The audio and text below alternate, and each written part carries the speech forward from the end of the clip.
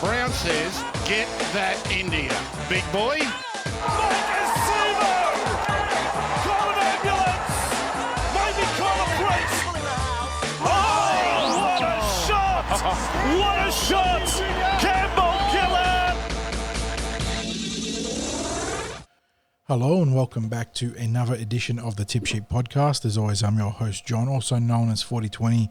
Joining me to break down it's going to be a pretty robust set of discussions involving the Parramatta Eels and NRL news is my good mates, Sixties and Clint. Boys, fair to say it's been a torrid week in terms of results for the club, with the Jersey Flag being the only team to get up last week, but we got some news and some talking points to discuss. How are we holding up ahead of all that? Well, I think I've been pretty flat out over the last few days, John. It's been one of those weeks coming off quite a batch of losses for the Eels club, as you said, outside of the Jersey Flag team, going into a post that I put up yesterday about the Eels roster decisions for this season, which has been leading to, well, on the site, some robust discussion, and my phone basically not stopping for the last 24 to 30 hours. And we're now getting into what will be a pretty busy podcast in terms of the different areas that we want to talk about. But Clint, what about you? How are you doing? Yeah, look, on a personal note, gents, outside of what's been going on in rugby league, it's budget time at my workplace. So that just is really rubbing salt into the wound for me. But, obviously last Friday's result, topped what's been a very rough week at the home of the 2016 Nines champions. So, I'm feeling like the rest of us, but you probably picked up our careful listeners picking me up being a bit cheeky there, and something that we'll probably touch on a little later. Yeah, no, I like that. The 2016 Nines champions. Absolutely. Let's recognise an achievement like other people prefer to do as well. Just celebrate all results regardless of how you got there. Okay, and speaking of celebration, boys, as always, a shout out to the sponsors of the show, Big Swing Golf, Northmead, and Star Partners Real Estate, Auburn, Narellan and Parramatta, helping us get up these episodes each and every instalment. So thank you to both of those parties. Let's get into it, boys. News team, assemble!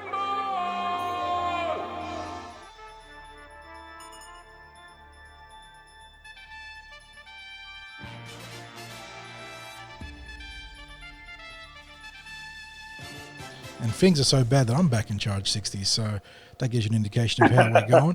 But yeah, let's get into it, boys. Start talking Parramatta Eels news. It is Team List Tuesday, so we've got a fair few things to get through across all four grades. Let's start with the big one, the NRL, where Brad Arthur has, he's got limited resources, but he's found a way to make quite a few changes this week.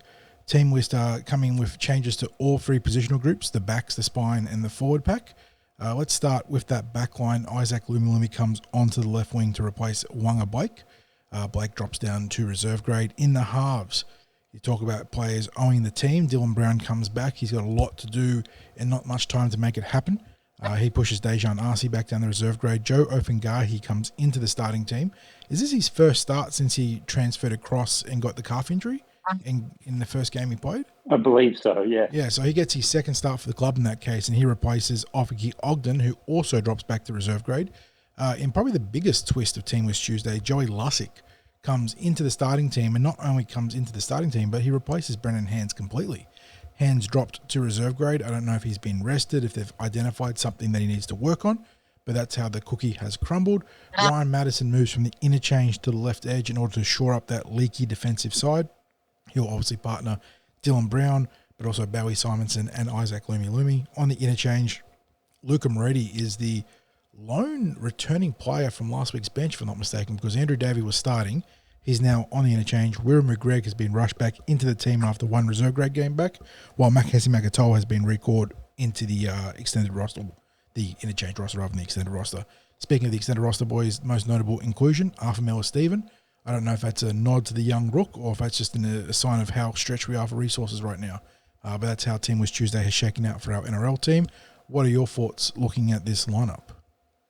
Well, mate, I think I want to, after we finish Team List Tuesday, I do want to have just to touch on the roster issue that I wrote about this week, because I think we're seeing evidence of that still in the team list as it's appearing at the moment. And you mentioned Arthur Miller-Stephen. You know, I thought he might have been a chance to get a wing spot this week. They've gone with Isaac Lumi. And look, that's fair enough. I think what most Eels supporters were concerned about was that Wonga Blake is so devoid of confidence and so out of touch in every aspect of play. I mean, we're not talking about the fellows having trouble with defensively. We're talking about those problems have extended to catching a ball, to being able to finish a scoring rush to the corner. I think, unfortunately, Wonga's headspace is just so negative at the moment, and we have to feel for the fella, because he is a much better player than that.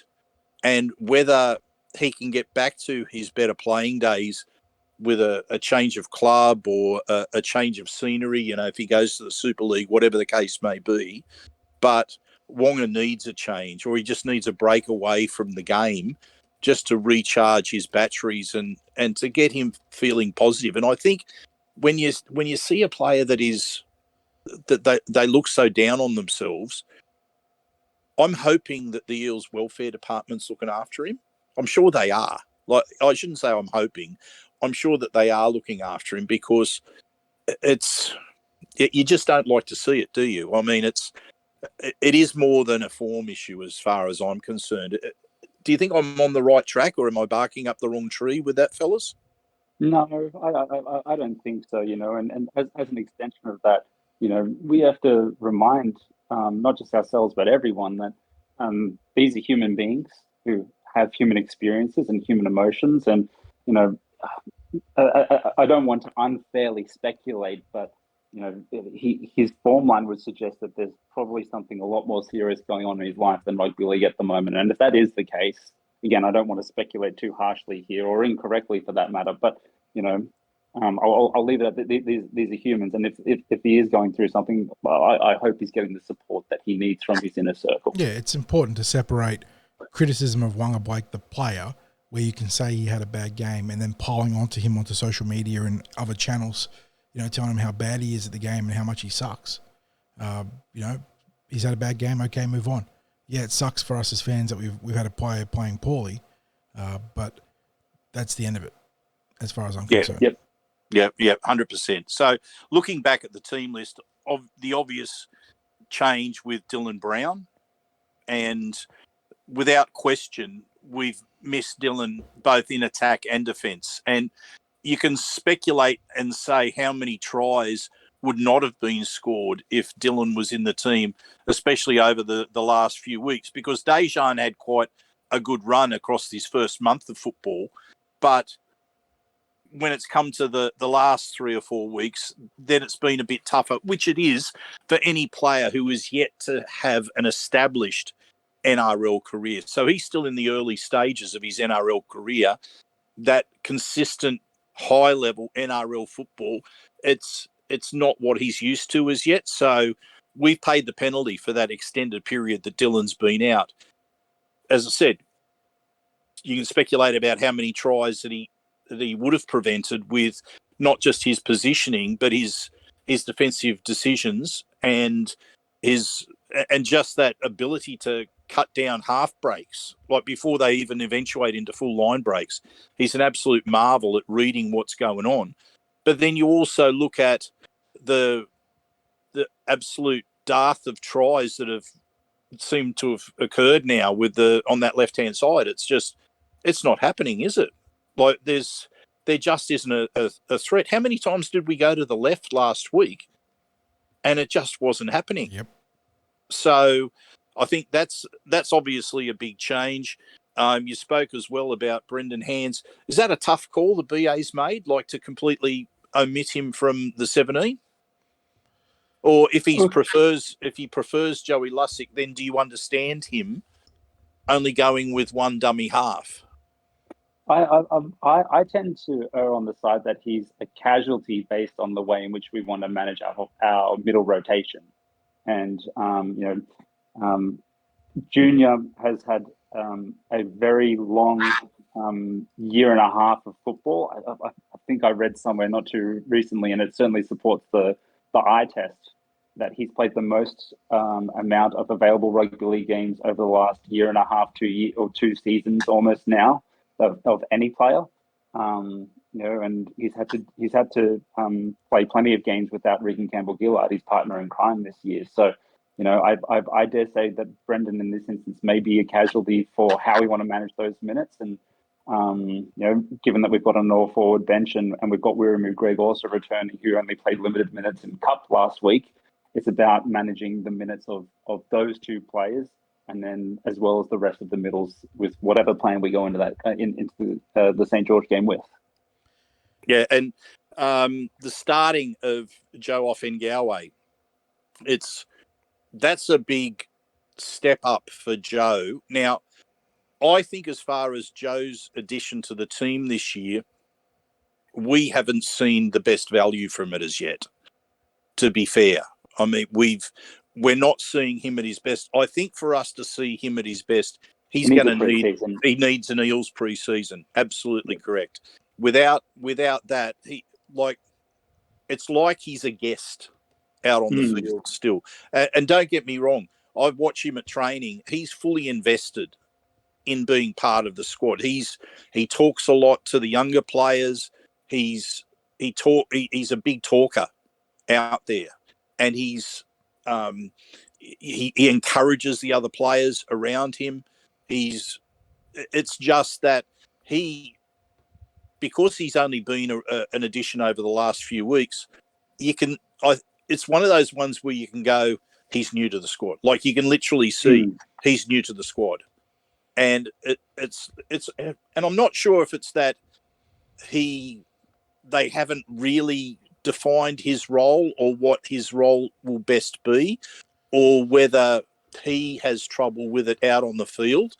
It's not a case of he's playing badly. It's just that I don't think we're getting the best out of Joe Off-Ngawe as yet. Unfair call or fair? No, I definitely think you see glimpses of like good play from Joe, but then whether it's he can't stay involved in the game or there's just an error or something like that. Like you said, he hasn't been fully tuned into the Parramatta way right now. And yeah, I think with a preseason, he'll be much better for it and a more defined role within the team as well. Yep. So look, they're probably my main takes. Anything you fellas want to add about the team list? Well, the big news on the flip side was, of course, Jack DeBellin going to the judiciary tonight to try and fight for a downgrade on. It's got to be said, I thought it was a complete non-event for a hip drop tackle, and he's actually lost, so he's out, if I'm not mistaken. But I got to feel pretty. I don't often feel sympathy for a player or a person like JDB, but that was probably on the tough side in terms of the NRL Judiciary Match Review Committee. But he is out, which means there's going to be obviously a cascade of changes there. I'd expect someone maybe like Michael Muller to come into the starting team, and then to bring Jack Bird or maybe the other Couchman into the interchange. I'm not sure. Maybe Ben Murdoch-Masila, depending on what they want to do. But yeah, the Dragons will be without their lock forward on Sunday. Yeah. So now we look at the Eels NRLW team. Yeah, it's a case of treading water this week, boys. They were handily beaten by the St. George Illawarra Dragons last week, and Dean Witters hasn't elected to make any changes to the team that went down, I believe, with the same modified team that was changed ahead of kickoff, now formalised on Team List Tuesday. We got an outside chance of Elsie Albert playing per the Team List report on paraeels.com.au. She's named in the 22 jersey and will be given up until kickoff to prove her fitness. But with those calf injuries, you're never confident of a player sort of being on the right side of overcoming it a week early rather than a week late. So that means going through 1 to 17, you got Church at fullback, Faye and Donovan on the wings, Murphy and Tohi Hiku in the centres. The halves are Berryman Duff and the rookie Beckett, who I have to say had a pretty good game against the St. George Illawarra Dragons, all things considering. They made her make a lot of tackles, and she missed a few, and that's, the lump she got to take as a rookie. But I thought she kicked really nicely and organised pretty well, and was integral in 2 of the 3 tries scored, so that was good to see. In the forward pack, you've got O'Neill and Kennard Ellis in the front row, Charrington of the Reuben variety at dummy half, Murphy, Stowers, and Kennedy Charrington at lock forward and captain. On the interchange, it's Paycow, Davis Welsh, Muru, and Jones. Extend the roster, Amiatu, Simon, Hunt, Clark, and obviously Elsie Albert, as we mentioned before. They're taking on the Newcastle Knights, reigning premiers, a team that broke their hearts in the grand final. This one is at Combank Stadium on Sunday. And can you believe it, boys? I know we talked about it in earlier podcasts, but round 3, they've still got 2 more home games per the schedule. This is the last time they're at Combank Stadium all season. So they're on the road for the next 6 weeks. You talk about high leverage games. They're going to be away from home, essentially, for the next 6 games. They need to have this one against Newcastle some way, somehow. Yeah, it's pretty tough when you think that you're in round 3 and it's your final home game of the season. Yeah, they got quote-unquote home games at Cogra and Canberra. So a bit of a travesty there. Oh, I'm just befuddled by draws like this. It's I know that what they're looking to do is they're looking to fit around a schedule where they're trying to have broadcast times.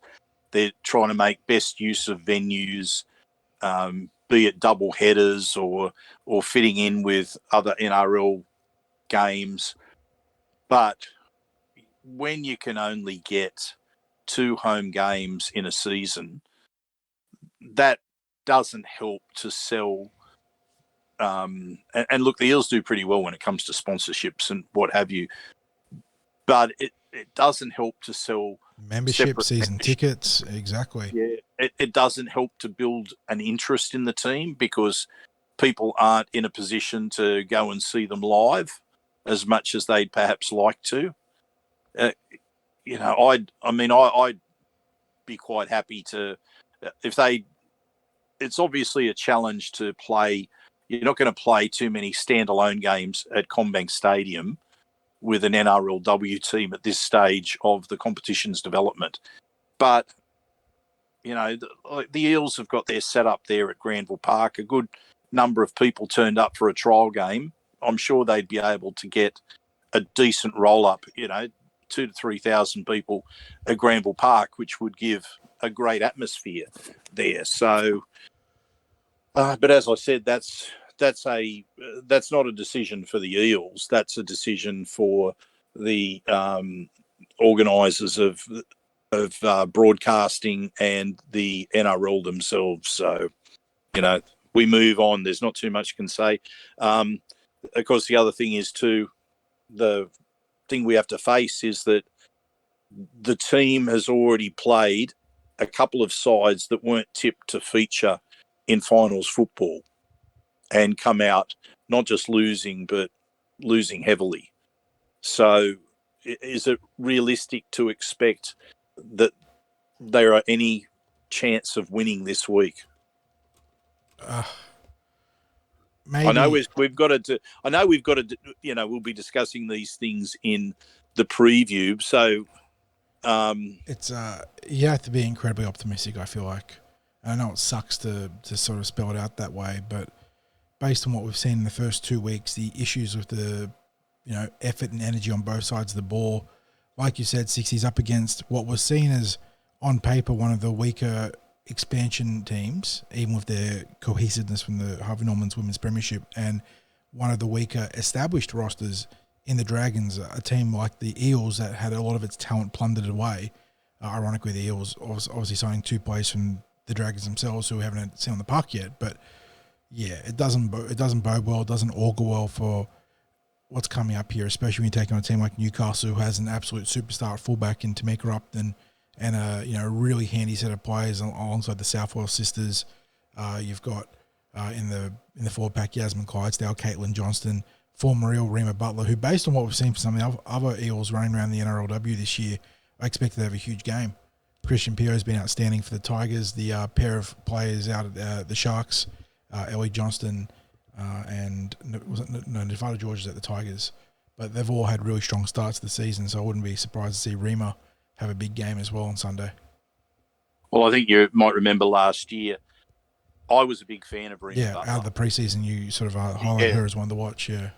Yeah, the preseason, how she was at training, just those glimpses that I got before she even started. I thought this is a player to watch, and from memory, she didn't play every game last year. I don't think, or she might have played a bit off the bench, but I don't think we saw the opportunity to see the absolute best out of her. And I was looking forward to her second season with the Eels, to be honest. She'd come from Wenty from memory. She was really, that was the first taste of that level of football for her. So I do expect her to have a big game. I don't want to be negative about our NRLW team, but it's just a statement of fact that there will be a lot that will need to improve for the Eels to be able to match the Knights this week. And look, who knows? I mean, the Eels improved a lot in last season towards, once they got those losses out of the way, they went from, a big loss or two at the start of the season to getting closer and then getting the win in that last round, sneaking into the finals, then upsetting the Roosters with a magnificent game of rugby league that was the best I'd ever seen them play. And who knows, maybe they can produce the best that they've ever played this week.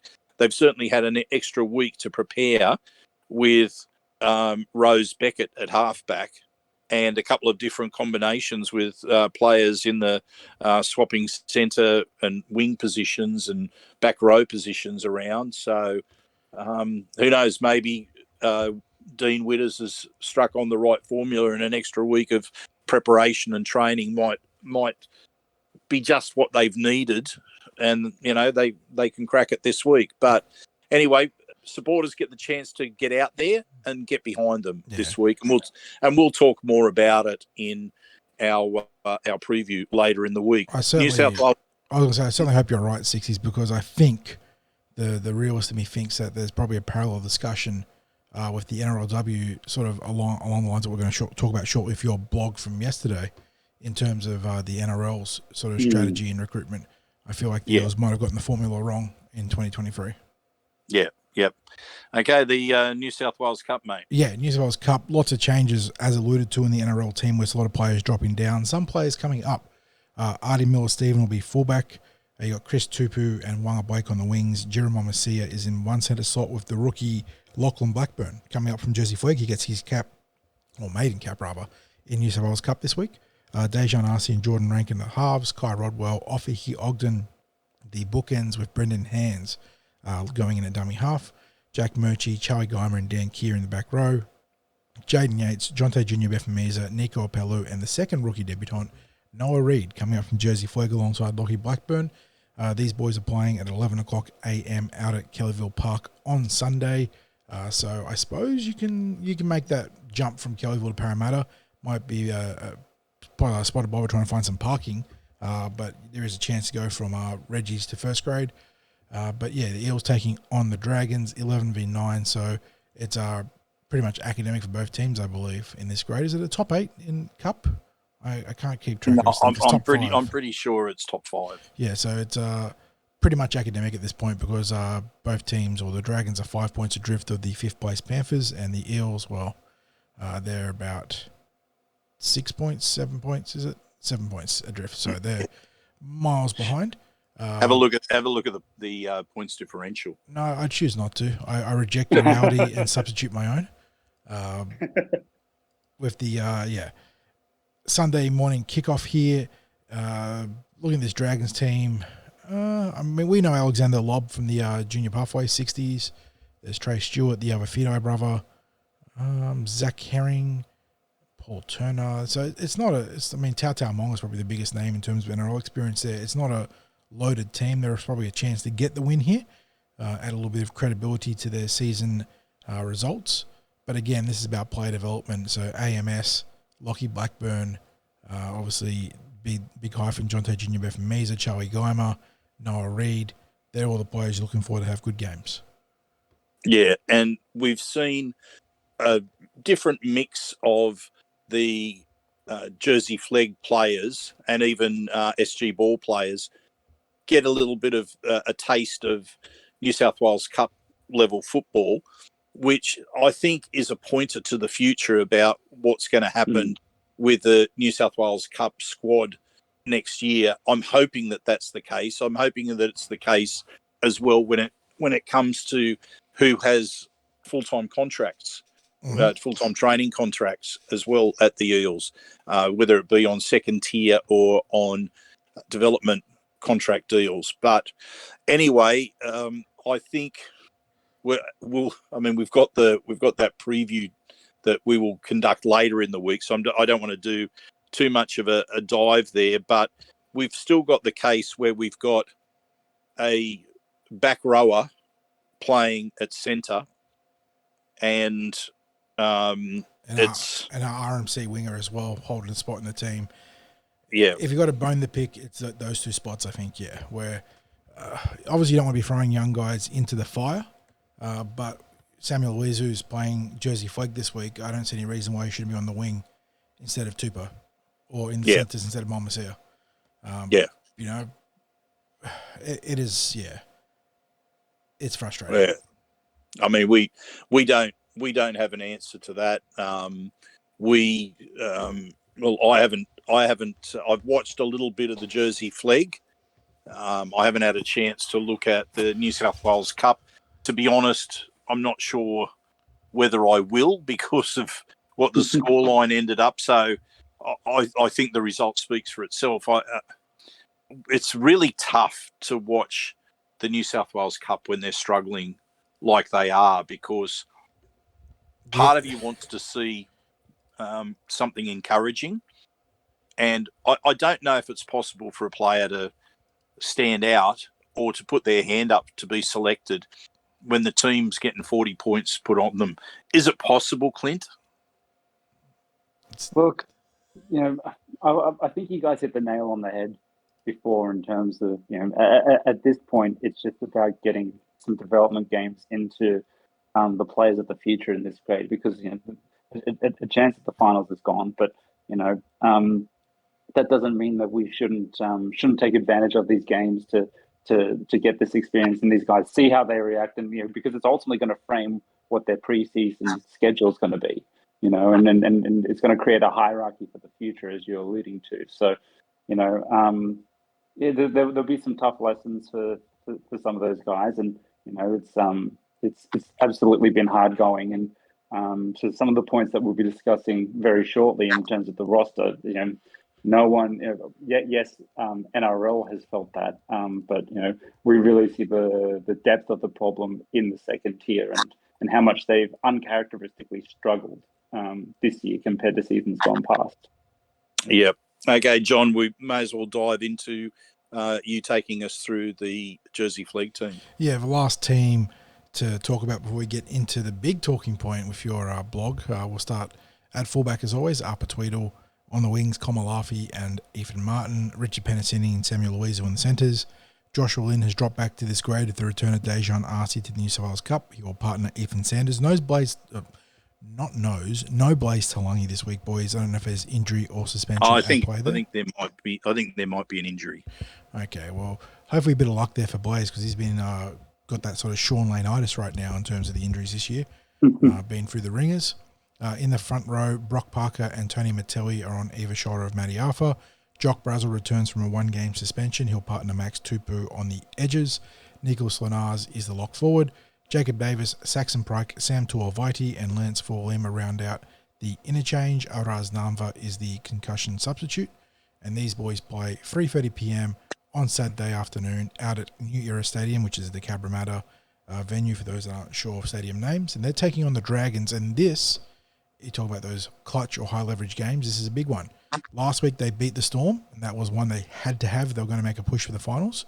That actually brings them within one win of the 5th place Melbourne Storm in a top 5 system. The Dragons are in 6th place. The Eels are in 7th place. The Eels have a better for and against, one win behind the Dragons. So a win here is a clean leapfrog, and it brings you potentially on par with the Melbourne Storm, right in the hunt for that spot in the finals. Well, I'll tell you what the pity is. The Eels were leading by 20 points with about 4 or 5 minutes to go against the Storm. Now, you know what 20 points against that team would have meant. I think going into that round, I think the Storm were 40 points better on differential. That 20 points was it. Take 20 points off them, add 20 to the Eels. That would have wiped out the differential.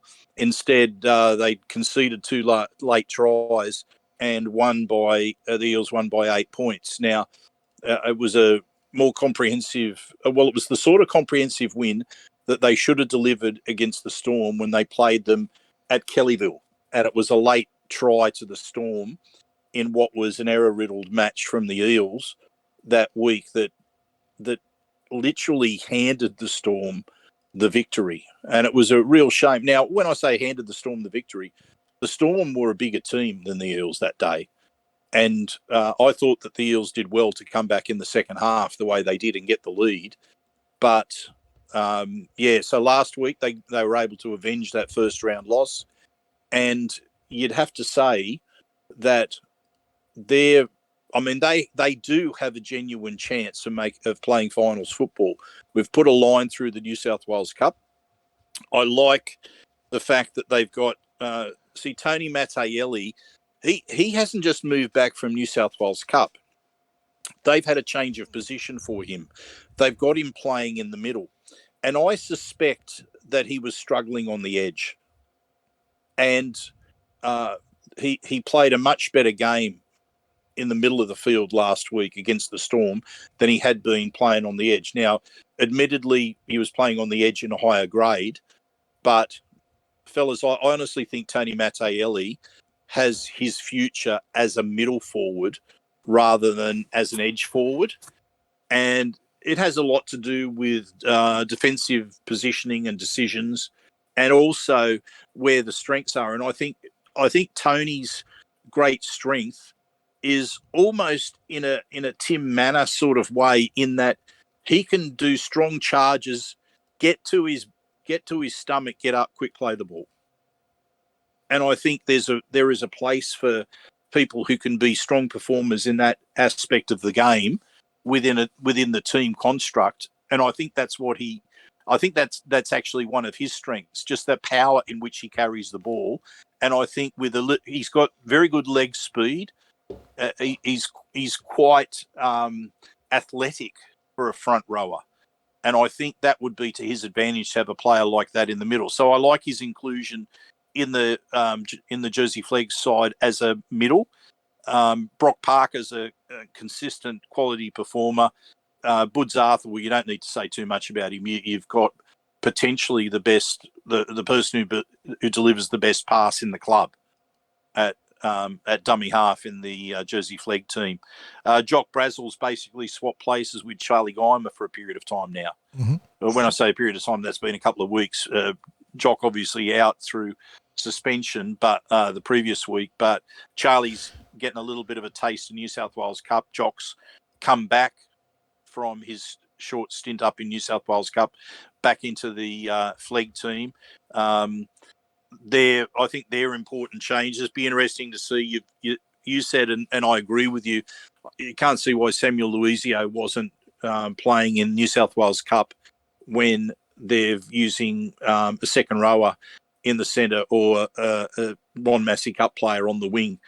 So, but he's back in the Jersey Flegg team. He had a strong game at centre 2 weeks ago in the New South Wales Cup. So if he plays like that, then it's a good addition to that team. We're seeing Ethan Martin lock his place in on the wing, and we're big fans of Ethan Martin and how he plays. And and looking at the bench, it's a strong bench. Geez, when you've got Jacob Davis, who was a starter for New South Wales Cup last week, and when he comes back to Jersey Flegg, has to start off the bench. That's probably an interesting swap around, isn't it? Like when, a bloke can go from starting, well, I don't know if he started last week or the week before, but he has started for New South Wales Cup, but he comes back. When he comes back from New South Wales Cup, there he is on the bench for Jersey Flegg. So, look, I think it's a very solid-looking team, and I look forward to talking a bit more about it in the preview. Anything to add, fellas? Well, I think it's more than just a solid team. To be perfectly honest, I feel like it's probably the best team we've put in like all year. Looking at it in terms of the team sheet, and it very much looks geared towards a finals push. And hopefully, in doing so, hopefully in achieving the goal of making the finals, pushing for much more. Yeah. Well, look, I think if they got to finals football, I think they can do some damage, because there's a lot of self-belief in those young players.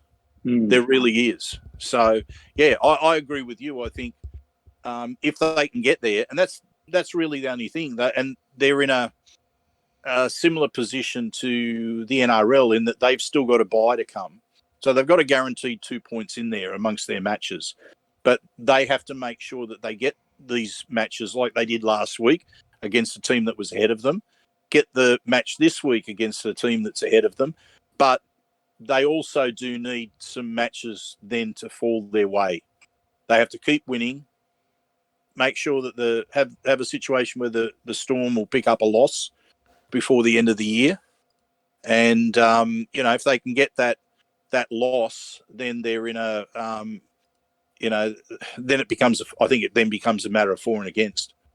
So a match like this where we might be confident of a win, we need to see them winning by as much as they possibly can. Not that you've put your focus on, worrying about the points at the start of the game. You just worry about getting the win to start off with, and then the points should take care of themselves. But you can't afford to allow cheap points to the opposition, and you've got to make sure you ice the opportunities when you get them.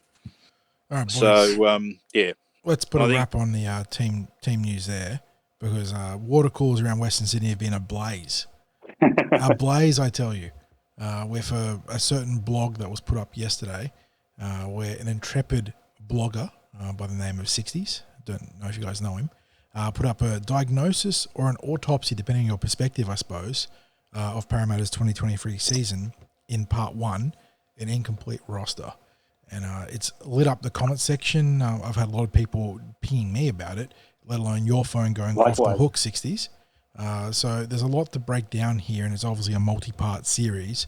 But this is something we've spoken about in length in various episodes, in blogs, everywhere, about the construction of Parramatta's top 30 in this season, and how very much right now the roosters are coming home to the roost, or the birds are coming home to the roost.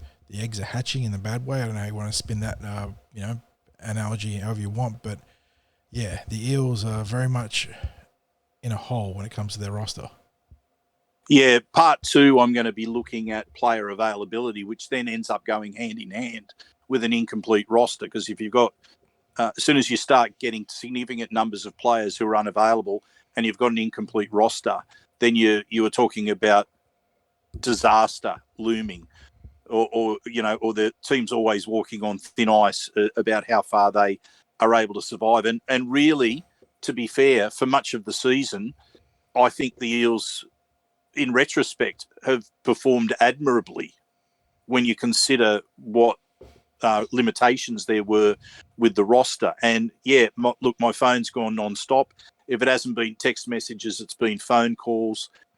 Obviously, the blog has just run nuts. So, the thousands and thousands of people that have read it, the approaching 100 comments that are on the blog already. It's the consensus seems to be agreeing with my conjecture about that in having this incomplete roster, that the Eels were setting themselves up to have a tough season.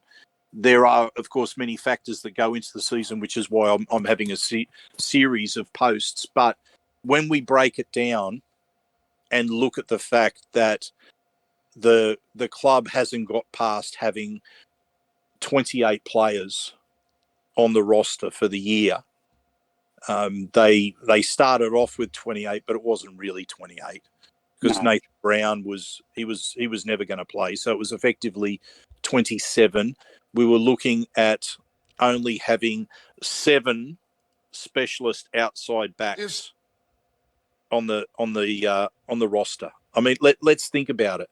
And that 7 included Hayes, who was coming back from that significant injury. It included Wonga, who we know has had issues about, probably his confidence as much as anything else. And it was established very early in the year that he wasn't going to be there next year. So that's another thing I didn't put in the blog, but that's something that we need to acknowledge as well, that the Eels pretty much said, you won't be retained next year. This is your last season with the Eels. So that's another thing to bear in mind. Samuel Luizio, who's had his own injury issues in trying to come through. He got an NRL debut a couple of years back at the end of the season, but he really hasn't been able to string together enough performances in a season where he can get into any form, because he's picked up a lot of leg injuries over the last 2 years, hamstrings, I think, in particular.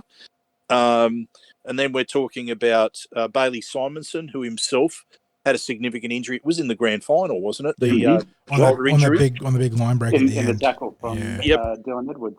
Yep. So he did not train in the preseason. He was in rehab pretty much for the preseason.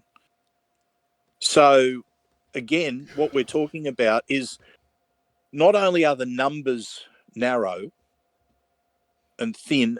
I mean, we're talking about, there are question marks above such a small group of players, and it was never going to take too much in the way of injury for there to be a selection dilemma. And obviously that's come home to roost, as you mentioned before, John, where we probably had no intention of selecting Wonga due to where he was at with his headspace and self-belief in his own football, let alone how his form was going, and the fact that he's been out. And the thing is, this is the other thing too, Wonga has spent a fair bit of time on the sideline with injury. Yep. This he season broke his clavicle and then got dinged up a couple of times since as well. Yeah. So he basically missed about 8 weeks of pre-season. So that's another thing that we should add as well, that by the time we got to the first round kickoff, you'd had Wonga, who'd had a broken arm for pretty much every part of January and February of the pre-season. You'd had Hayes Dunster, who had been in rehab for the entire pre-season. You had Samuel Luizio, who had been in rehab during the pre-season. You had Bailey Simonson, who had been in rehab for the entire pre-season. You had Micah Sevo, who had spent a number of weeks in rehab in the pre-season. And you had ultimately Sean Russell, who, when picked for that first round, got dinged up at training and missed the first round. So, look, I mean, that speaks for itself. And then you think, in us only having 7 players, all of those 7 players were there last season. They were also joined in the team last season by Sean Russell, by Tom Opachik. Tom Opachik left, we didn't replace him. Yeah, that one hurts. Like the club could suggest that Dejan Arce was a replacement because he's a bit of a utility back. We're talking about replacing someone who was a specialist centre. And on top of that, Dejan had his own injury in the preseason as well. Oh, yeah, of course. I should have mentioned Dejan, but I have him listed as in the halves, in the spine, as when it came to breaking down the top 28 and where the players are. Now, I'm completely ignoring the players on development contracts, because that's a whole other issue that I'm going to talk about in another post. And I'm ignoring players that are training full time. They're on second tier deals, so the club pays them to be there and to train. And we've seen a number of those players come through and be first graders and earn upgrades. So we're talking about Brendan Hands there. We're talking about Luca Moretti there. Right? So those particular players have done really well as second tier signings. But the other thing too, and I didn't mention it in the post, was when you've got such a small group of players for BA to select from, what's he going to do? Because we can use this very real topic. Would we suggest that Mike Acevo had been in great form during the year? No. Right? So No, he hasn't been. And, he's, despite having a good try strike rate, he's far been from the player that first burst onto the scene, and likewise, some of the form that he was showing throughout our run to the grand final last year as well. Okay, so Brad Arthur, if he's thinking to himself, you know what, Mike Acevo's not getting us the yardage meters. Like when we're coming from the backfield, kick returns, what have you, I'm not getting from Micah what I need. He is not in a position to go to Micah and say, look, I need you to go back to New South Wales Cup and I need to work on you to work on your yardage carries. And why can't he do that? Because he's got no one else that he could bring up in his place. So how is it that any of the players have any pressure to retain their form? And look, people might say they're NRL players, they shouldn't need that. Everyone knows that if you've got someone that's breathing down your neck for selection, you don't want to give them the opportunity to take your spot. There was nobody was going to breathe down the neck of Mike Acevo this year for selection. BA had no option but to keep him there. And I suspect he would have loved to have given him a stint back in reserve grade and say, listen, you need to find your meters in kick returns. You need to find that carry for us in yardage to get us out of our own end. Because we've talked about it through the year when we've done our previews. The meters that we get from the back five, and probably Will shouldn't be in this, and maybe Gutho shouldn't be in this discussion as well. Simonson's got a little bit better. Sean Russell does well for a player who is not of the size of Mike Acevo, but the magnifying glass goes firmly on Micah for yardage, absolutely firmly on him. So no option for BA, and that really is what it boils down to, is that we hit the early part of the season. You can see just from a numbers perspective, we're down. Just looking at it, even if all those players are fit, that's not quite enough for us. We've got caps, we've got the cap space, we've got the number space to put players in there. Have we added a back this year? No. We've lost more players, and we've added 2 forwards and a dummy half. The dummy half, absolutely essential. The forwards, well, okay, it's been handy to pick up Joe Offengawi and Andrew Davey, but were they going to make the difference? Is Joe Offengawi, is he producing play that's that different from, say, Offahicky Ogden, who's playing in New South Wales Cup this week? You'd probably suggest not. All right. If it weren't for Sean Lane's injury, would we be looking at Andrew Davey being in first grade now? Most likely debatable. not. It's debatable. Most likely not. You consider the great season that Sean Lane personally had last year, and culminating in the Ken Thornett Medal at the end of season awards, and him fit and producing even half that form is an absolute NRL starter playing 80 minutes every single week.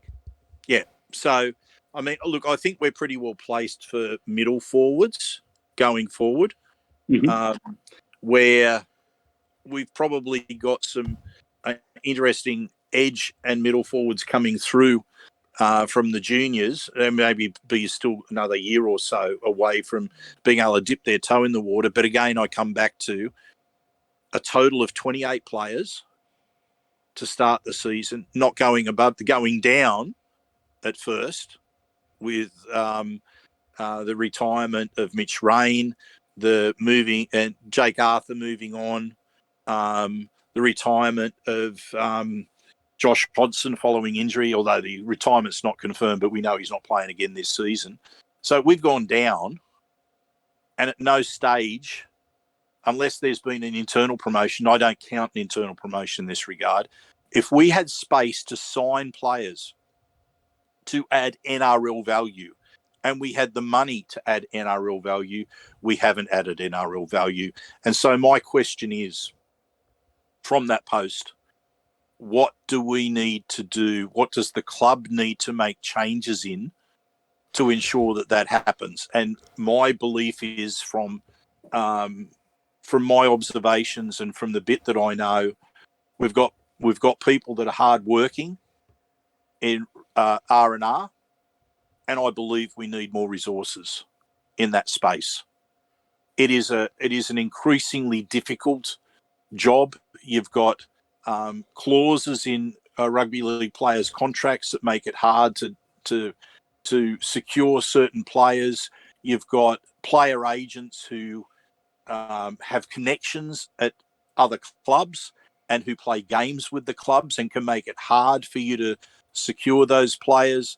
You've got the Eels who are very fiscally responsible, but do we get to a line where we have to pull the trigger and pay a little bit more? If we've identified a target and we say we have to have this player to improve our prospects this season or going forward, surely we get to a point where you go, you know what, we have to pull the trigger. We have to pay a little bit more here. It's not ideal, but we need player X. He is someone that we want. Because who knows?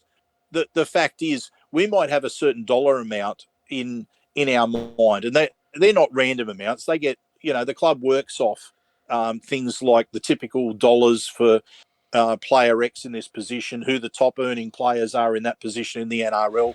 So then you can see, are you paying them are you paying this player the same amount as a certain other player? Is that well above market value? Is it in market value? So they've got all these things. It's not random what these contracts are worth. So that needs to be out there. So what I'm basically saying is, it's R&R is a tough job, and the club has had to work their backsides off to keep players. We've seen that. The competition has been there to try and pinch players off us. They're pinching juniors off us, right? You can imagine how hard the R&R is working with the way that player agents are playing games out there. So I think we need an extra person in retention and recruitment. I think we need to be excelling in retention and recruitment in the NRL. If we are driving to be an elite club in Australian sport, not just the NRL, then we need that resource, because that is an area where we're not excelling. And that's just the pure facts. We're not excelling in that area. If you haven't got a full roster, if you haven't got the number of backs that you need to complete the season, it means that you're not doing what needs to be done in that area. And how do you fix it? If you've already got people that are working hard in there, you add to that. You add resources to that department. And I don't think there'd be any supporter who would argue, like if the club said, we're going to bring in an extra person in retention and recruitment because we need to do it better. Do you think there'd be anyone out there that would take up arms about that? Not at all. I think it would. I think it would go down well with supporters as a whole. I think they'd say yes, do it.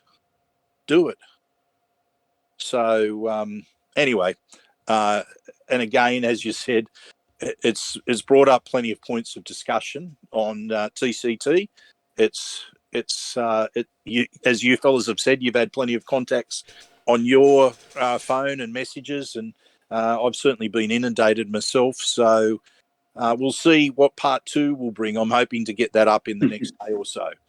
So yeah, I think I've probably said enough now. With given that it's already on the site and having plenty of discussion. So all right. Before we get into the grab bag of NRL news, which has got some eclectic stuff this week. Honestly, I'm going to go in on someone about something really stupid that was said that I think you boys will agree with. But before we go down there, let's take a little segue. Quinn, I'm going to throw it to you because you've got a nice little mix-up for us this week. Yeah, look, a change of pace, particularly given what's been a hard week for Oil supporters. I thought I'd throw it to you guys to recall when your first NRL game experience was, because I have the astute honour this weekend of taking my nephew Miguel to his first Eels game on Sunday against the Dragons, and it got me reflecting on my first NRL game that I went to as a kid. And I wanted to throw to you boys and I guess have a little bit of chat around the fireplace and recollect on what was your first Eels game. So are you going to me as the older person who would have had the earliest experience as an Eels supporter? Look, Sixties, you can interpret that as whatever way you like. I'm just happy to hear whatever the answer is. Okay, well, obviously the name Sixties came from the fact that I was born in the 60s. So that then means that my very first rugby league experience was in the 1960s. And when we're talking about something that is so long ago, the memory of the first game is probably pretty scatter. As a little kid, I suspect I was under 5 for the first, because all I can remember is struggling to keep up with Dad, like walking, and I from memory, I think we were walking down Victoria Road down to Cumberland Oval, and I think he was with some of his friends, and I was like in a jog walk, as you see little kids do to try to keep up with adults that are walking quickly, heading somewhere.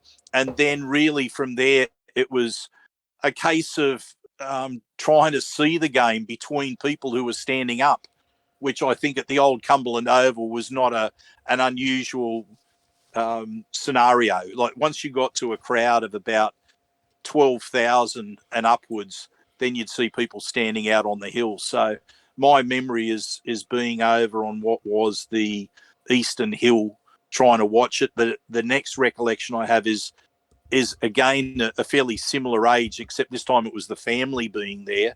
And some of you might have met my younger brother Grant, who's 2 years younger than me, and he probably hasn't changed over the years. He was a little bit hyperactive as a kid. No, he's very hyperactive as a kid. And my main memory of that was when full time happened and people got up and went, he got up and went with everyone else. And we're sitting there and he's gone. And obviously Mum and Dad went into complete meltdown that he was gone. At that time in the 60s, there'd been a couple of high profile cases of kids going missing, and they looked everywhere. We got outside the gate and there was a person standing there holding Grant's hand, waiting for what they suspected would be his parents coming out, searching frantically. So we did find him. Isn't that lovely? You just as a slight segue, you don't see that type of communal behaviour anymore across society. It's lovely to hear a story like that. And there's members of the Eels community in this instance looking out for each other, immediately identifying this is a kid without their parents. He probably wandered off, and they would be very worried and concerned about not just his whereabouts, but his well-being and the parents and the family's well-being as well. So to have that awareness to stop and do that, you just don't see that level of care anymore. And you know what? Apart from that, I have just a collection of memories of some of the characters that were out in the ground, around the ground, and the things they'd yell out, and the hot dog sellers and the ones that sell the peanuts in the shell or sugar coated, the players, the volunteers going around selling doubles. Yeah, and so it was really, you know what? It was more about the people around than the game itself. I have very vague memories of some of the players of the '60s. Very vague memories of the likes of Ken Thornett and Dick Thornett and Ron Lynch and all the players that are well known from back then. It was more the characters. So it was like the surroundings of football. It was the atmosphere, the cauldron that was there, the characters that used to love watching football that got me hooked.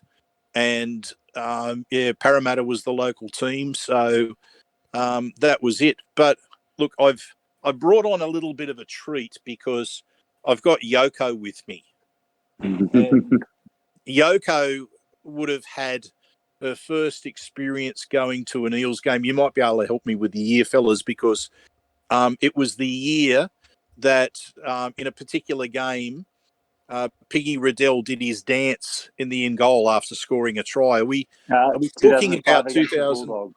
There we go, 2005. I actually researched this. Oh, here we go. So she's got this. So, but that's not my memorable moment of the game. Okay, so I'll let her share this is her first experience. Well, that's not strictly true either. So, being that I'm actually from New Zealand, my first NRL experience was a Para and Warriors game, which I don't really have very many recollections about because I just sort of went because, Craig liked Parramatta. What I would count as my first real NRL experience is my first NRL game here in Australia because there is no comparison. So it was the Eels versus the Bulldogs in the old Para Stadium. And I would say it would have been a full house, yeah. Mm-hmm. And I think my first comment that I said to Craig when we were there was, "This shit is whack." I'd never experienced anything like it before. Just the amount of people all crammed into this space, just screaming and carrying on because, of course, it was the Bulldogs in Paris, so always sort of a good game to go to. And yes, so if that was the game when Piggy Riddell did the dance, that I don't recall, but I do recall there was a very large man sitting not far from us screaming at Braithen Astor or about Braithen Astor going, "Look at what you bought, Ricky! Look at what you bought!" So he must have maybe been having a good game. I really don't know. But yeah, my recollections of that was just so many people and the drums and just the noise. Yeah. If I recall correctly as well, that was the game at Tamana who broke his hand celebrating a try with a slam dunk. Oh, as well. Yeah. Yeah. I think I remember that. Well, there you go, fellas. First of all, Yoko's first appearance on the tip sheet, and secondly, her first experience in Australia at a rugby league game. So I could have also mentioned her first finals experience, which was 2009 when she almost fell on a Bulldog supporter at that memorable finals match at ANZ Stadium, where the excitement of the Eels scoring a try and jumping up in the air, and these poor older ladies that were in front of us, and they weren't too happy with the noise that we were making behind them, and fortunately, Chanel just managed to stop herself from falling on top of them from the row behind them. But because she just jumped up suddenly, it was like that rush of blood to the head or from the head, and it was almost like So anyway, just a different take from someone seeing it as an adult. as opposed to someone seeing it as a kid. So, John, what was yours? Because you were a country lad. Yeah, I grew up in Coffs Harbour, so my exposure to NRL was limited outside of obviously TV. We get the odd trial game. I honestly can't remember who played at the International Stadium there because everyone getting a buzz, but I wasn't invested in the teams. It was never Parramatta. So my path to actual attending games was quite interesting because I think my first ever game I attended was a State of Origin game in, I want to say 2002. I was playing in a state touch football tournament as part of the independent schools up against Catholic and combined high schools. And we were finishing training and the coaches came in and said, we got some cheap tickets for State of Origin if everyone wants to go, $5 each. I was like, all right, $5 seems pretty good. And I believe that was Brett Hodgson playing fullback in that game out at the Olympic Stadium Australia as it was back then. And then was that the one where Tallis? No, did Tallis get him in game 3? Yeah. Yeah. So I think he actually had a good game in this one. I think he scored a try on that was his Origin debut, and I think he scored a try in that game. Yeah, so I got to attend that one, and then the next year, my dad's boss back then, because he ran a massive independent grocer. My dad's boss was located in Sydney, and he's a Roosters fan. And he had extra tickets to the grand final against the Panthers. So we did a road trip for that one and watched the Panthers break their hearts in 2003, and one of the few times I've actually cheered for the Panthers. So that was a good one there. And then after that, I think 2004 was my first actual time attending a Parramatta game. I was in Sydney visiting families, and I'm pretty certain, if I can get my head right, I'm pretty certain it was the round 7 game against Cronulla, where we ended up going down 18-14, but I remember Dean Witters causing some havoc down the right edge.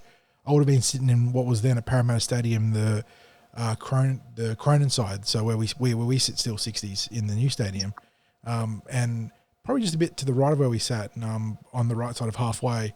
And yeah, I remember Witters causing some havoc there, but the Eels just getting pipped in that game. So it was a lot of fun, and it was great to finally be able to attend a game with some family, because my cousin who lived in Sydney, still lives in Sydney at the time, took us out there. But yeah, it took me a long time being in Coffs Harbour to actually attend the Parramatta game, and obviously I've been trying to remedy it since. But yeah, a loss was my start with the Parramatta Eels in attendance. Yep. Okay, Clint, you've raised it because you've got your nephew getting to his first NRL game this week. So what about you? I have a very, very distinct recollection of my first NRL game, and I'm going to actually start with the circumstances that led to me going to this game. Look, it was not too long after, or sorry, I should say, it was a few months after Stadium Australia had opened in 1999. And obviously it was in the lead up to the 2000 Olympics. They were trying to get some hype and utilization out of that venue. And that there was an exhibition NFL game that was brought out there in August of 1999.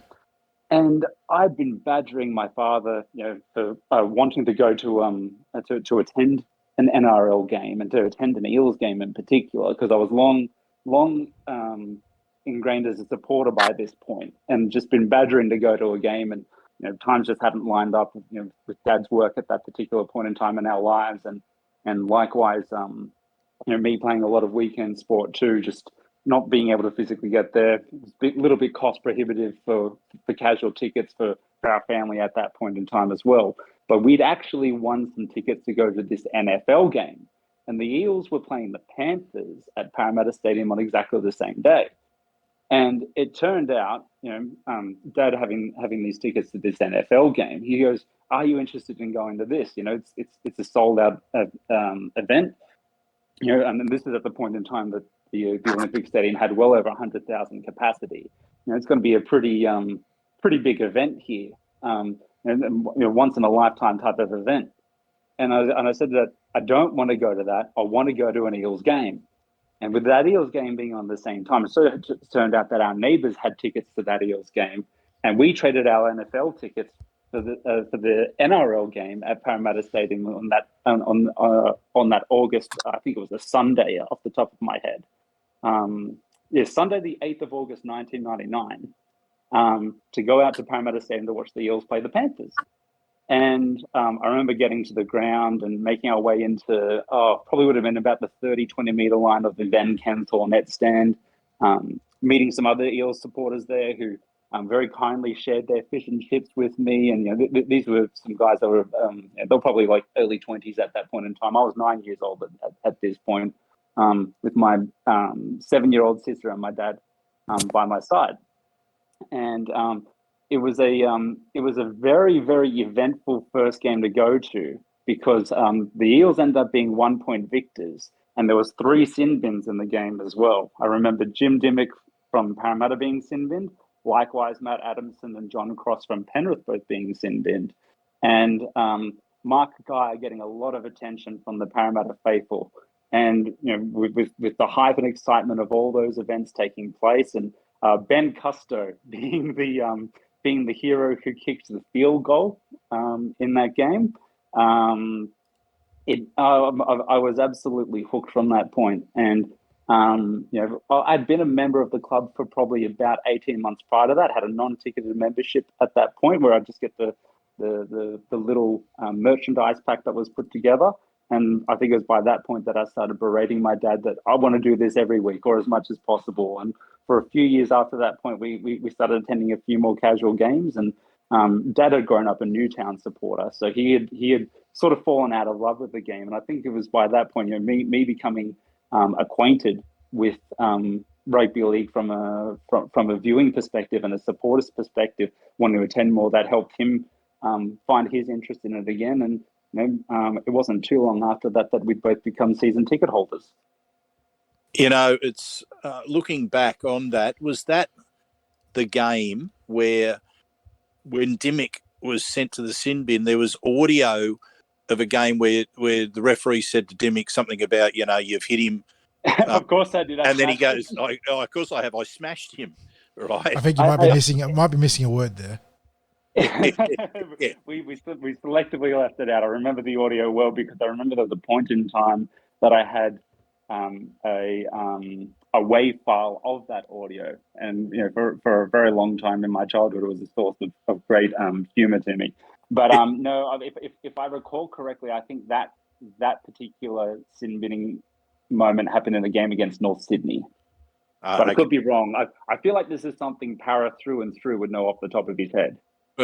Look, possibly. That's if there was sports ears back then, he would have been all over that, because he has the sports ears at games, so he can let us know what sort of communication goes down between the official match officials and the players and what have you. And I'm talking about some of the communication you don't hear in the TV coverage at all. But yeah, look, I mean, there's always great memories with the football. I was able to, I mean, I grew up in an era which was a little bit safer, I think, anyway. Certainly during as I said, it was probably mid-60s when I started to be taken to the football. I was probably about 10 or 11 by the time I was allowed to go by myself to the football or to go with a friend. And that's because we lived at Northmead. We could walk to and from the ground. It probably took about 25 minutes, half an hour, not much more than that.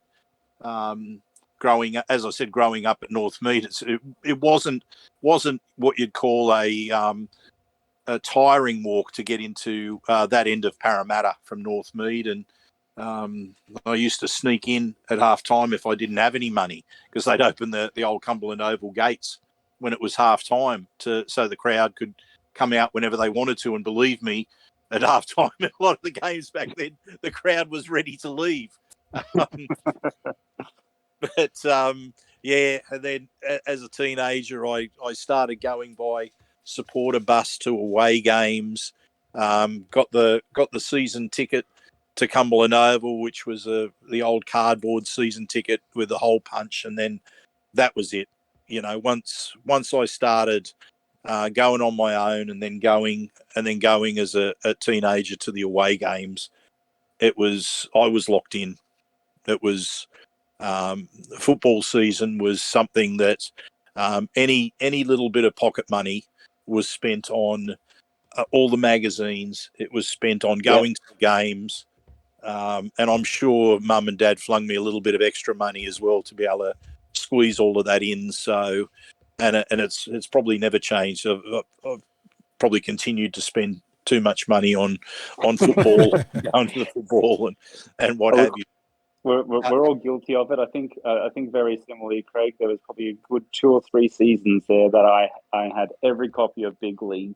Yeah, actually, I think it was seasons 2002 to 2004 that I had every copy of Big League.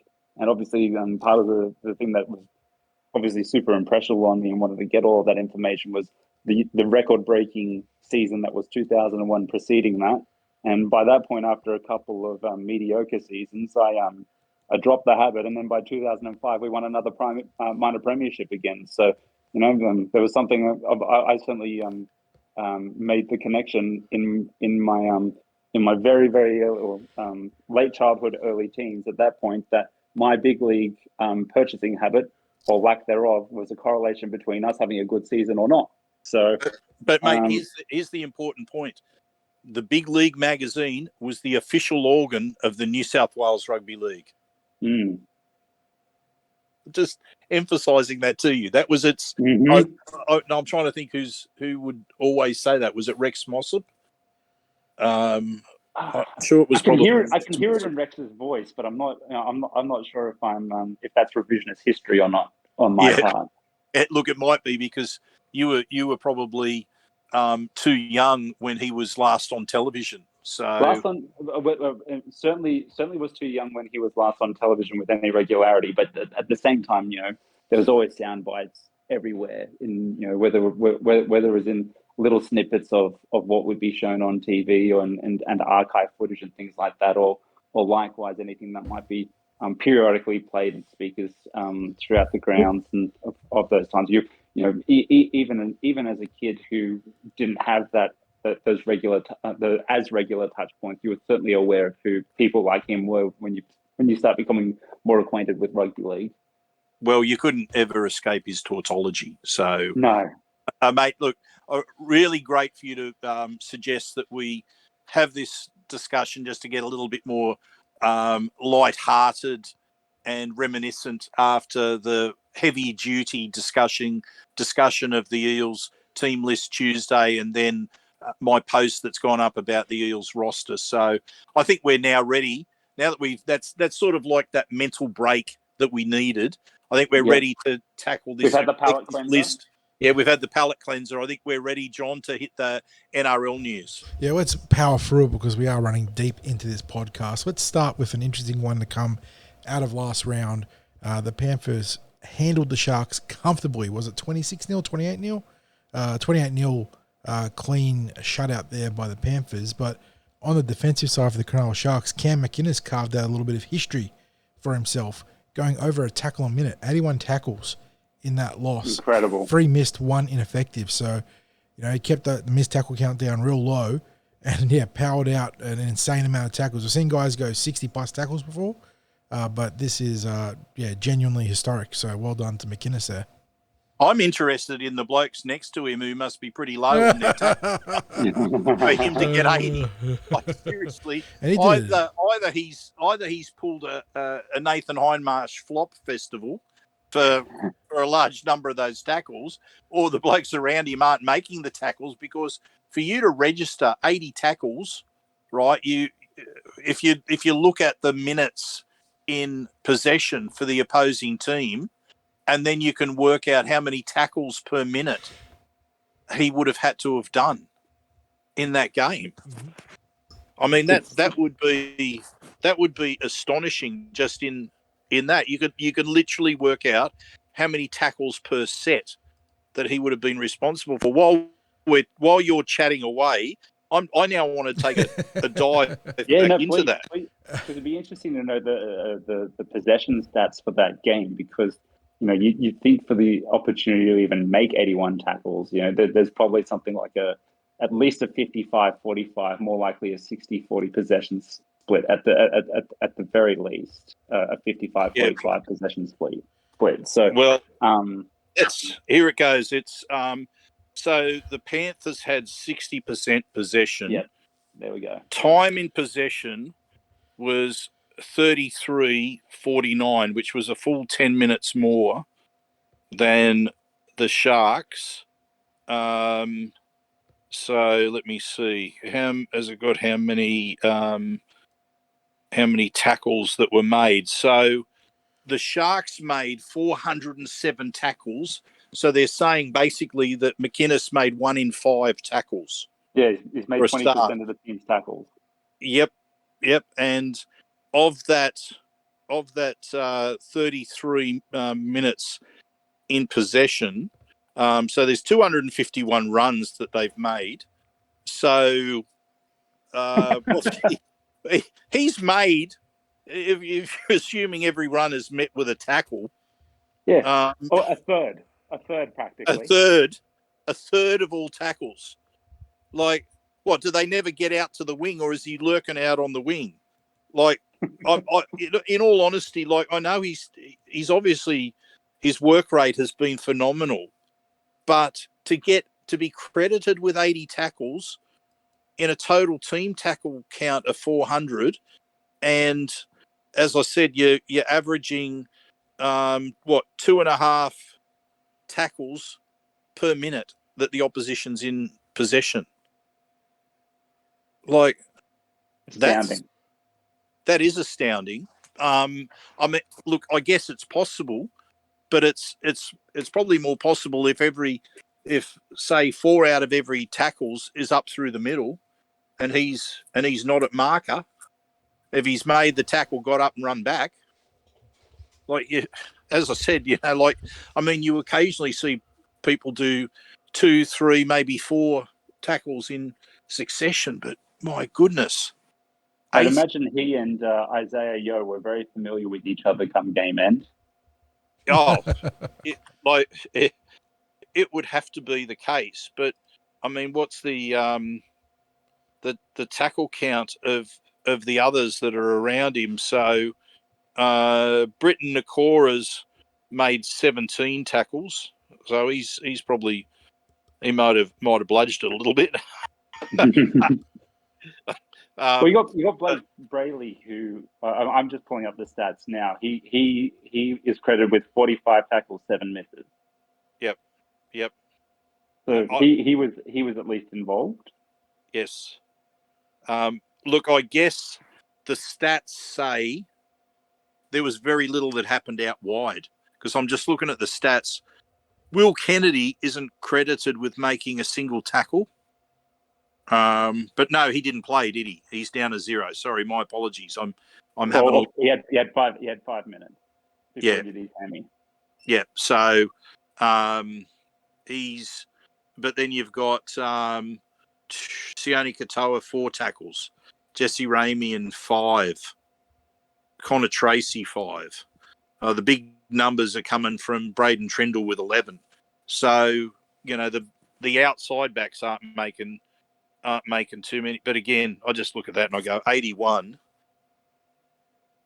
No one's ever going to get near that. Like, in all seriousness. Well, we say that, but human nature and the human spirit always somehow finds a way. Now, it might take a considerable time, but before that happens. But please correct me if I'm wrong, Craig, because I feel like this is something you might know. It was often the challenge around the 4 minute, breaking the 4 minute barrier for the mile run. I think it was. It took something like 70, 80 years, and I'm sure there's a listener out here who able to direct me and correct me with the accurate stat with this. But it took something like 70, 80 years for that to be broken, and then within the space of 5 years, everyone was regularly doing it under that time. But I'm not suggesting that people are going to regularly be doing 81 tackles, anything like that. But at the same time, the old adage, records are made to be broken, as it was in this instance. I dare say there'll probably be someone in the next couple of years who makes 82 just to tip him, just to spite Cam McInnes and get their name in the record book.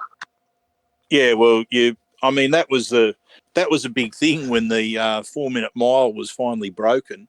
It wasn't in my lifetime.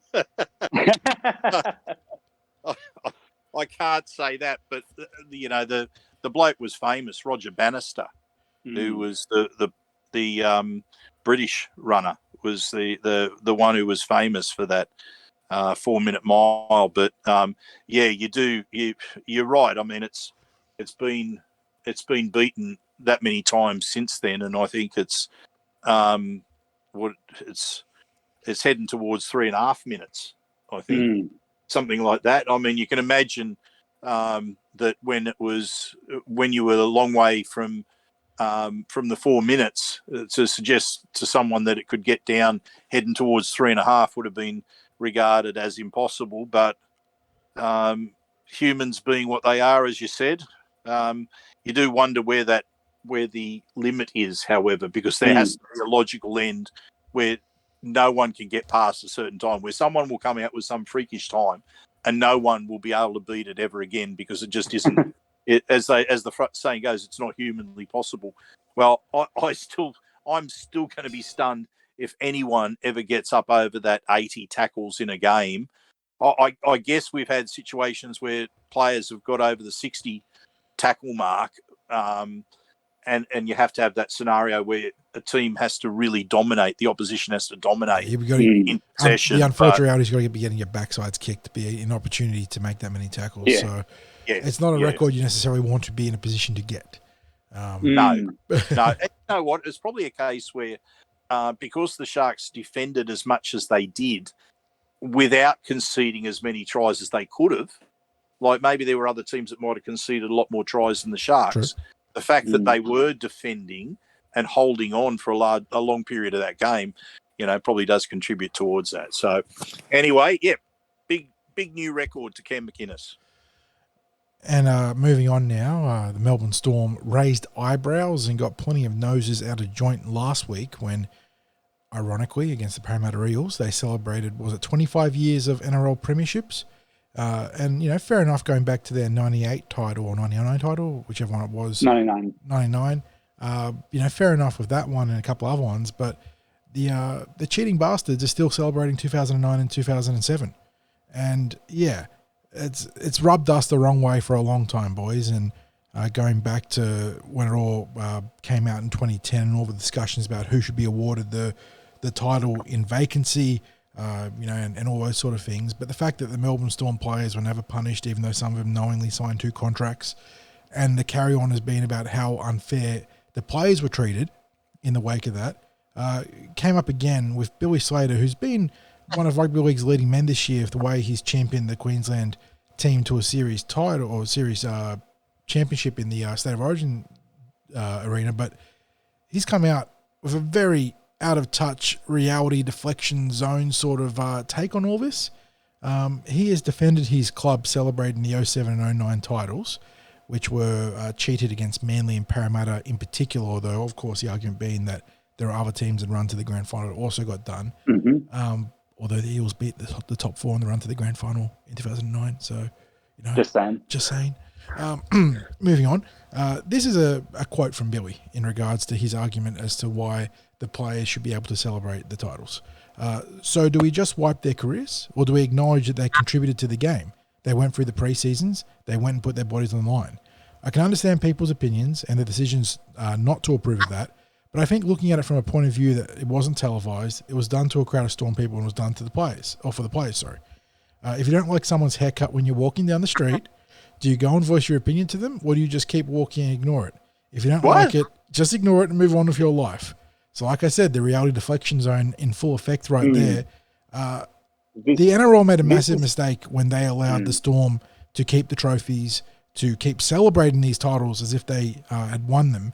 They should have come down incredibly hard on this stuff. They should have been struck from the records.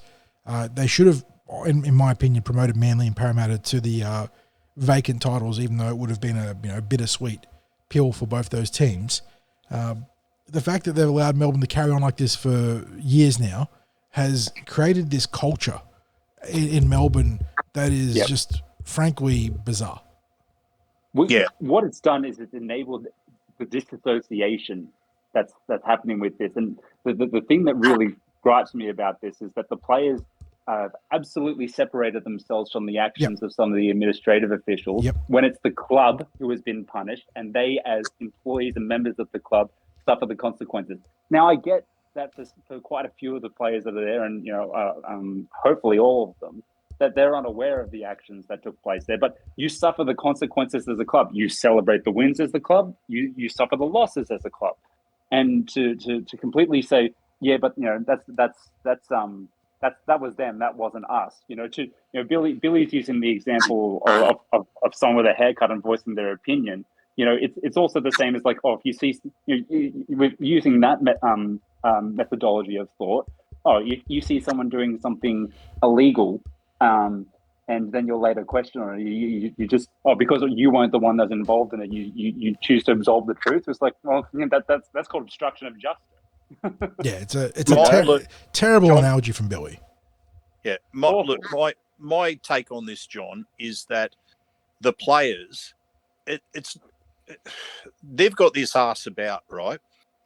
They have the memories, they have the photos, they have the video that they can be happy. They should be grateful that they got to experience, because when other clubs have been caught out, they've been caught out during the season and they've had points stripped off them. So they never got a chance to compete for the title like they did. So when the Eels got into trouble in 2016, they were entrenched up in the top 8. And in fact, we might have been in the top 4 from memory, right? Had 12 points stripped off them, had to shed players in the season, still won enough games with players that were shed to have qualified for finals football. But no, we didn't play finals football because we were caught during the season. That ended any hopes of playing finals football. The fact that the Melbourne Storm didn't get caught during the season, or those seasons, meant that those players were able to have experiences and memories that they didn't deserve to have. Mm-hmm. So do they deserve to celebrate it? No, they don't. And that's the thing that people should point out to them whenever you get such dickhead takes. And maybe that's wrong of me to call. I don't mean to call Billy Slater a dickhead. But it is disassociative. Yeah, it is a terrible. Absolutely disassociative. In this particular instance, it is a real shit take. Like Billy's obviously a good bloke, as good as a Queenslander can be, I suppose. But I'll agree there. But the thing is, he's, when you were just taking such a one-sided view at it, if you cannot, as you said, it's disassociative. He is not able to see this from other people's perspectives, genuinely, because they don't want to either. No, because they can say, but look, this is something that we achieved. Again, you were allowed to achieve that despite cheating, because you weren't caught in the seasons when it happened. Because you weren't caught doesn't mean that you didn't do the wrong thing. You were allowed to achieve something that other clubs weren't allowed to achieve, because no one else. Well, other teams that have cheated and won and were competing for the title never got to win the title where they were caught mid-season, and those teams that you played against when you had an unfair advantage never got the chance to try to advance to the grand finals to take on Parramatta and Manly, because of the fact that you cheated them out of a place. Mm-hmm. You took premiership points off other teams every time you took the field with a stronger team than what every other team was allowed to have. No, you don't deserve to celebrate it, because you know what? You had your time to celebrate it. You got your cheating celebration time. You got the videos to look back on. You've got the photos to look back on. You've got your premiership rings. And in that regard, 60s, you look at the Parramatta team in 2009, and they weren't the only Parramatta team to have been hurt by that Melbourne Storm squad in that period, by the way. In previous years, we've been credible final threats to be knocked out by Melbourne each time, I think. 2009 was the grand final, obviously. So you're talking about in club legends like Luke Burt, Nathan Kaiwas, Nathan Highmarsh, Fui Moi Moi. even guys like Ben Smith and, yes, Jared Hayne. I know that there's other stuff at play there, but their rugby league legacies and their futures change massively based on that. Guys like Chris Naninu, Joel Reddy, Eric Grove Jr., Fletty Mateo, Joe Nullival, who I know had success at Manly, but Tim Manor. Like, all these great clubmen. Jeff Robson, what a story that would have been if he could have taken us to the grand final title. And obviously Daniel Mortar would go on to win with the Roosters as part of their bench rotation. But yeah, so many legacies and rugby league careers completely altered by their actions. Was it 2007 that the Storm also knocked us out in the final 2007. series? The grand final qualifier of 07 and in week 1 of 06. There you go. So week 1 of 06 is when that contentious Glenn Morrison no try happened, and then 07 was the grand final qualifier where we came within a breath of taking it, and there was the I think it was what later became branded as the first chicken wing that tore Nathan Callis' pec in that grand final qualifier. Yeah. See, the problem is, and like I can see the logic in this, we can never be awarded the titles for those years where the Storm didn't Agreed. get. And to the people that are listening here, I don't want to speak out of turn and speak on your behalf. I don't want to be awarded that either. This is certainly us speaking about this isn't about seeking that as some form of social redemption for it. It's very much, and sorry to interrupt on you there, Craig, but it's very much about calling the attention to the standard that we want these indiscretions to be held to for the past, and if there's anything like that in the future. Yeah, and the thing is, with for as much as the Eels and Manly were the competing teams in the grand final those years, the teams that the Storm beat on their way to the grand final, it could, literally say, look, we missed out on the chance to get to play in the grand final, to get to play against Parramatta. It's, and that's just fact. And Melbourne took points off all the other teams. I do take an alternate point of view there, because the Eels were so hot that year. They beat seeds 1, 2, and 3 in the final series, and it took seed 4, who were cheating the cap by a massive amount relative to the cap of that era. I do understand that you can't award an in absentee title thing, but I do think that no one else beats Parramatta in that final series. Oh no! Like, if I'm talking hypothetically, that's the year that we were going to win, and it was and we were cheated out of it. So I agree wholeheartedly with that, but I think probably if they polled the players, the Parramatta players. Oh yeah, absolutely. If they didn't get to celebrate it on the day, they're so probably empty. not going to celebrate it down the track. So empty, yeah. Yeah, that's it. 100%. It's empty. So, I don't know how we get through to the Melbourne Storm players to get rid of their, reality deflection field there, but I probably can't do it at this point. But let's keep going with the Melbourne Storm and some actual positive news after Billy's faux pas, probably underselling it there. But Ryan Pappenhausen, after that shattered kneecap, awful injury, is making a major step towards an NRL return this week, boys. He's being selected in the Q Cup for the Sunshine Coast Falcons. Nick Menny's doing a wonderful job at fullback for the Storm, obviously. But Pappenhausen's a fantastic player to watch in full flight, and I just hope that this injury hasn't robbed him of any of his athleticism. Well, I guess we'll find out when they show footage of how he plays in that particular match. If I'm a Melbourne Storm supporter, I don't have any expectations on this season. Agreed. And I think to have any expectations is unfair. If he bounces back and gets towards the Pappenhausen that was there before, absolutely astonishing. It'll be and I'm talking about everyone should stand on their feet and applaud him, because he's spent a good part of this year unable to run, and we see how tough it can be for players who have significant injuries like that to come back and be anything like they were in their past. And as I said, I'll stand and applaud if he gets back to NRL and is playing like the Ryan Pappenhausen of old. And I hope from his perspective, and I'm sure this would be the case as well, that Craig Bellamy isn't the sort of coach that would throw him back into the NRL unless he could be close to himself.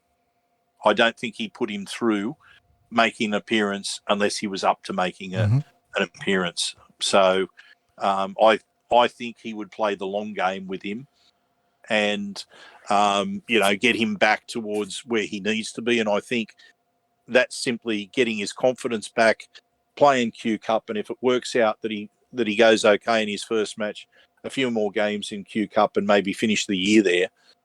Maybe might end up on the bench for 1 or 2 games so he gets a little taste of it. Maybe be able to celebrate something with the Storm later in the year. But, yeah, you'd hope he wouldn't be rushed. Realistic expectations there, mate. And let's wrap up with a couple of final pieces of news. The Canterbury Bulldogs, they've done some housekeeping, making Blake Taff and Jamin Salmon official as they continue to snap up each and every utility on the market. Expect Connor Watson to sign for them in the coming days. I think they have met with him, by the way. So I'm not really sure. Done a medical. Yeah, I'm not sure what their recruitment strategy really is at this point in time, but it sure seems to be coveting players of utility value. So, yeah, if someone goes down next year, they're going to have about 6 guys that can put their hands up to play any given role. So, I suppose there's some roster flexibility. Sign them now, work out the details later. Yeah, as we've discussed in the past. Although I don't know how much this improves their roster, if we're being honest. No, it doesn't. But, by the same token, I don't think they're necessarily going to be cap compliant as yet. Mm-hmm. And let's finish on a high note, boys. After all the saltiness, complaining, and frustrations, post-try July has concluded. It is the 1st of August as we record this podcast. And they've surpassed over $1 million in lifetime charity funds raised. The 2023 iteration has raised, I believe, over $400,000, which will go towards rugby league stalwarts Daniel Anderson and Nathan Stapleton, both of whom have suffered from life-changing injuries in the recent times, which is fantastic to see. There were some great celebrations, boys. And look, I don't encourage sports betting in general, given that it's a bit of a slippery slope and a rabbit hole and all that sort of stuff. But Sportsbet, to their credit, are on something good here, and it's nice to see some great support going to people who really need it. Did you have a favourite try celebration from July? Our girls haven't done great stuff on the field in general so far, but I do think the limbo bar set a very high bar, somewhat what's called counterintuitively there. But there were some great ones across the park. I think the NRLW has really been great in that regard. But I'm just trying to think from the NRL stuff, who's had the best ones. I was a bit disappointed none of the Origin teams did the grenade because there was a big bounty on that one from Sportsbet. But yeah, I tell you what I enjoyed. I enjoyed Reed Marnie doing the crumb and spoiling. I was hoping there'd be some more. There was a little bit of WWE stuff, but I think last year we had the rock bottom, so I was hoping for a few more things like that. But I suppose you start getting into the territory of maybe getting hurt when you incorporate wrestling moves. You know what? The one that there was another one that was spoiled that I was disappointed with, and I think it was John Hopewadi was going for the people's elbow one year. He bounced between the goalposts. And he was about to drop the elbow. I think, was it which Cronulla player was it? Was it Toby Rudolph or was it the big hyphen there that managed to actually pull? Hamlin Ueli. Yeah, I'm not sure if it was Rudolph or Hamlin Ueli that managed to pull it off last year. Yeah, he did the people's elbow. Yeah, he did a great one year. Yep. So, Clint, have you got a favourite one from this year? Oh, look, Forty stole the he's echoing Meatloaf, and he stole the words right out of my mouth. I won't go to the second part of those lyrics because that's where that analogy ends. But the girls limbo was absolutely my favorite for Try July, and I'll back the two of you there. Yep.